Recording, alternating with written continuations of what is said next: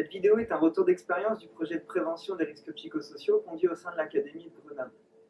Ce projet a été accompagné sur 2 années scolaires par la RACT Auvergne-Rhône-Alpes, sachant que ce projet s'inscrit dans un cadre partenarial entre l'éducation nationale et l'ANACT. 5 académies se sont portées volontaires pour expérimenter un dispositif global de prévention des risques psychosociaux, dont l'Académie de Grenoble.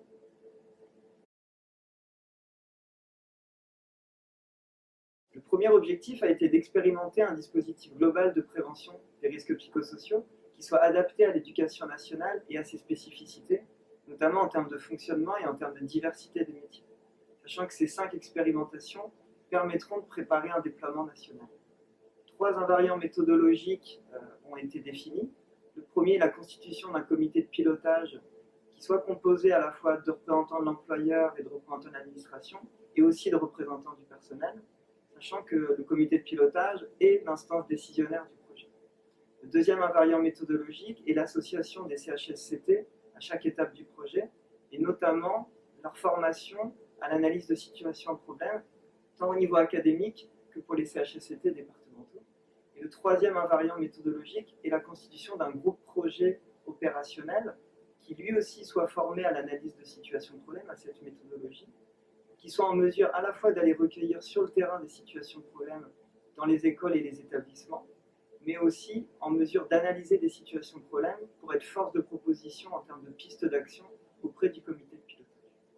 Ensuite, le deuxième objectif a été de produire, d'élaborer des plans d'action pour améliorer les conditions de travail des agents et prévenir les risques psychosociaux. Sachant que l'enjeu de ce projet a été d'en faire une démarche pour l'action, tout en donnant de la visibilité au fur et à mesure du projet sur les actions qui étaient mises en œuvre au sein de l'Académie.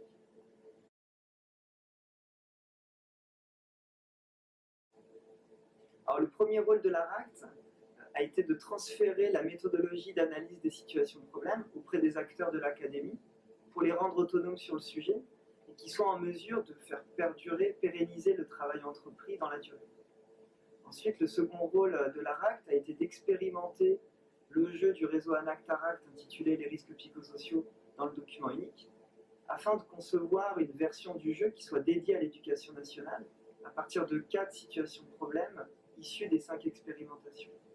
Et enfin, le rôle de la RACT a été de favoriser le dialogue social en encourageant, en créant les conditions de la co-construction entre l'administration et les représentants du personnel. Car on sait que partager un vocabulaire commun sur le sujet et partager une grille de lecture commune à travers l'analyse de situations de problème sont des conditions de réussite de ce type de projet.